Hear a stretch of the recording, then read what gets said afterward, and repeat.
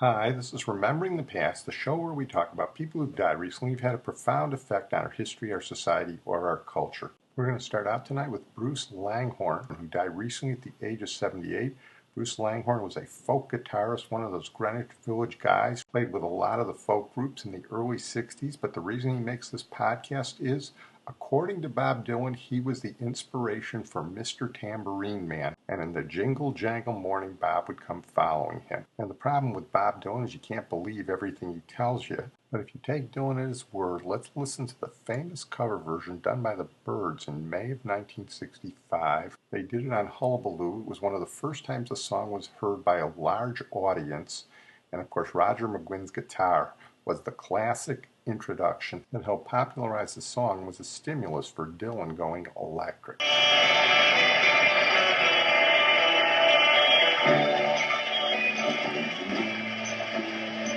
Play Mr. Tambourine Man, play a song for me. I'm not sleepy and there ain't no place I'm going to.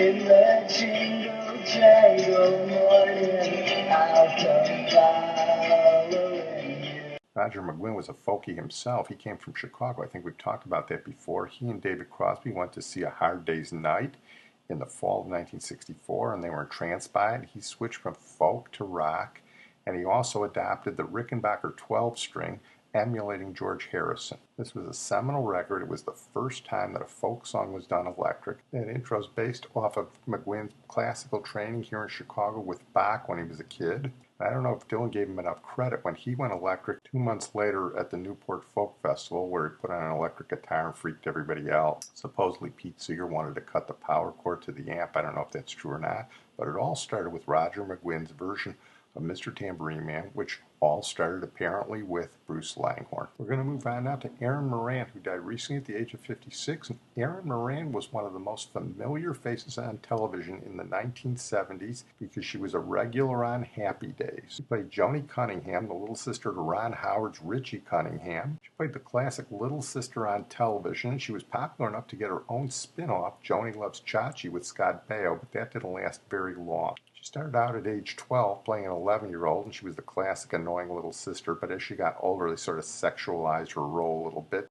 And one of the problems is it sort of limited her development as a character on the shows. Here's a little bit of that progression. Gee, Scarsdale's going to tell us where babies come from. She's got a book with pictures and everything. You sit right down. I will drive you to school. If this Spike tries to put his arm around you in the movie theater, you just tell him that you are not that kind of a girl. Hey, this is my sex talk. Why can't you treat me like a grown-up? You're absolutely right, dear. Get somebody to help you cross the street. Hey, Mom, can we have another talk about boys? I think you should get a man's point of view this time. Yeah, maybe you're right. I'll talk to Fonzie tomorrow. For every action a man's got, you got a counteraction. You dig it? Why? What? Hey, Blue Eyes. I'm delivering a kissogram for Joanie Cunningham. Stamp it, return to sender. Snow White, you're a vision of loveliness. Well, the eighth dwarf, pushy. This is your last chance. You gonna go out with me? Maybe. Ow, guess what? I got a maybe! Chachi and I have finally done something that we've wanted to do for a long time, and I hope you approve. You marry me? Oh, Chachi. Oh, Chach, what? Oh, Chachi, yes! You are perfect. Sweetheart, I have never seen you look more beautiful. Actually, Erin Moran's story is sort of tragic. She's sort of the reverse Hollywood dream story. Your cliche is these kids from the Midwest who move to Hollywood and become stars. Well, Erin Moran was born in Burbank, right next to Hollywood, and became a star. And she later moved to a small town in the Midwest. And she didn't fare that well. She had a lot of problems. And I guess you could put her in that category of child actors who didn't fare well when they grew up. Paul Peterson from the Donna Reed Show, who's the go-to guy on that, said a lot of people tried to help her.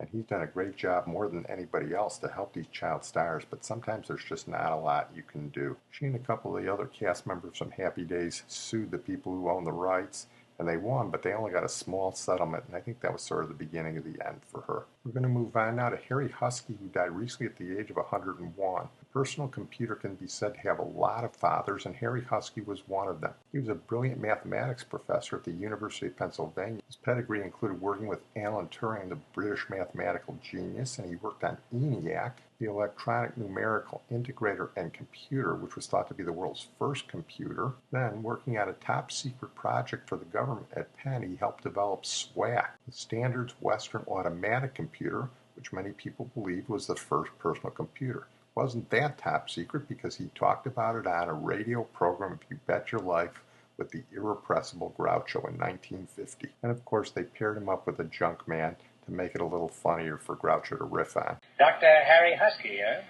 You have an electronic brain? That's right. What should I call you, Doctor, Harry, or Husky? Anything that you like. Now, don't go that far. Where are you from, Doctor? I come from the Smoky Mountains in North Carolina. Smoky Mountains. Welcome to the smoggy plains of L.A. Dr. Huskey, straighten me out about your electronic brain. Precisely, what is... Precisely?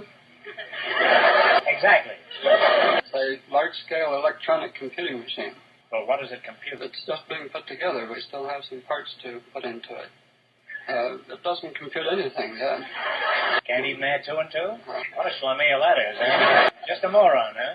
Doctor, what is this machine for, this robot? Well, it's to carry out sequences of computations to compare figures. You're going to compare figures. I don't need an electric brain for that. It's called an automatic reflex in my case. Now, as a brain surgeon, are you engaged in private practice, Doctor? No, I'm not an MD. I'm just a mathematician. I work for the National Bureau of Standards, and the computing machine we're building is being financed by the Air Material Command of the United States Air Force. What does your giant mixmaster look like? Well, it covers about 50 square foot of floor space, about 4 foot wide, 12 foot long, about 8 foot high. Look at the junk man drooling over all this. What a haul, eh, Howard? Doctor, what's inside this idiot? Well, there's about 2,000 radio tubes, about 40 television tubes, and miles of wire. 2,000 radio tubes? No wonder it's feeble-minded. Huh? It's got a screw loose, too, I suppose. Doctor, when you push a button, what goes on inside this chowderhead? Providing, of course, he's got all his buttons by that time. Well, it carries out these operations of addition, multiplication, division, and so on. It does these at an extremely high rate of speed, and you must make sure that the correct instructions are there. Say I want to add 2 and 2. Now, how do you go about commanding it? Well, that ought to be pretty easy for that Jake. Oh, I hate that machine. I didn't like him from the minute I saw him. To carry out the addition of 2 and 2, you must tell the machine where the 2's are in its memory, that you want the numbers added, and where the result is to be placed in the machine's memory. Wouldn't it be just simpler to take off your shoes and count on your toes? Let's say it's been fully instructed. Now, what happens? The control part of the machine, or brains of the machine, if you like, looks at the instructions. What? How do you know it's looking at it? Maybe it's looking at something else. They're pretty tricky, those machines. I wouldn't trust them. They'll turn on you like a mad dog, Doctor. You be careful when you're alone with that machine, Doctor. I like you. You're a nice fellow, and I don't want anything to happen to you. Suppose it comes up with 5 for an answer. What do you do then? Well, it shouldn't do that. You can't... That's right, but I warned you about the machine. Told you to watch yourself. You just won't listen, that's all. Well, you can't confuse the machine. Probably you gave it a wrong instruction if this happens. Oh, now you're going to blame it on me. I hadn't even seen the confounded thing. Who gets to use that brain, Doctor? As I said, the Air Material Command has financed the construction of it, so Air Force contractors will get to use it. Also, as scientists with worthwhile problems will have access to the machine. Well, you've convinced me. That's some baby you've got there. Now, Junkman, wake up. Tell me, how much would you say Dr. Husky's machine is worth? How much does it weigh? Now, there's a practical man. All right, Doctor, tell him, huh? It probably weighs 2 or 3 tons. Well, I'd say with all the steel and copper and so forth, why, it'd be worth about $100. How close is he, Doc? Well, it's costing us about $200,000 to build it. Young man, your estimate was very fair. After all, we realize you have to make a small profit, too. Well, Doctor, I'm convinced you're doing a worthwhile work that will make life easier and better for all of us. And I congratulate you and the National Bureau of Standards. We're going to move on to Robert Pirsig, who died recently at the age of 88. He was a one-hit wonder. In 1974, he wrote the book Zen and the Art of Motorcycle Maintenance, which sold over 5 million copies. It was a cult classic. Guinness Book of World Records says it was rejected by 120 publishers before it was published. There were two schools of thought on this book. One was that it was New Age bourgeois that was going around in the early 70s, and the other was that it was really deep philosophy. Here's a bit of a BBC interview with Pirsig at the time, and I'll let you be the judge. Robert Pirsig, the author of Zen and the Art of Motorcycle Maintenance.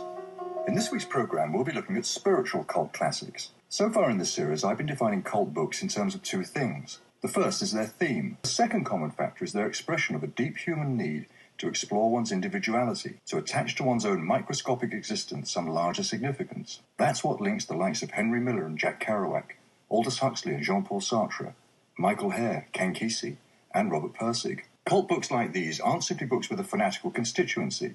They're about a search for meaning, and that search may become an exploration of the mind itself, or leap into metaphysics, like some of this week's cult classics. You see things vacationing on a motorcycle in a way that is completely different from any other.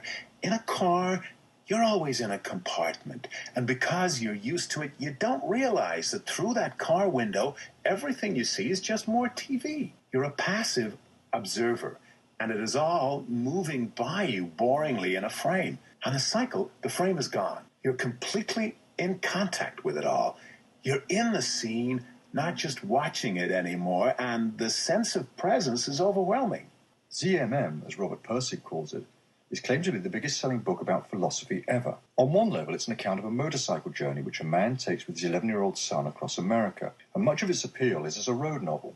But ZMM is also a stunning psychological detective story, and a far-reaching attempt to reconcile the worldviews of West and East, matter versus spirit, reason versus mysticism. Many Americans were stationed in Japan just after World War II in the Army of Occupation. I was in Korea at the time, and we were tremendously impressed by what we saw. We had grown up in the 1930s Depression period of America where the old farm ethos was dominant. You got a job and you worked hard and you retired, and that was your life. And suddenly we were thrust in the middle of this unknown Orient where things were so vibrant for reasons that we couldn't understand. This was something I had to know more about. Something is going on here that my language is not covering. Out of this grew in San Francisco the old beatnik movement of the early 50s. And out of that grew the hippie movement and this whole attempt to reform America.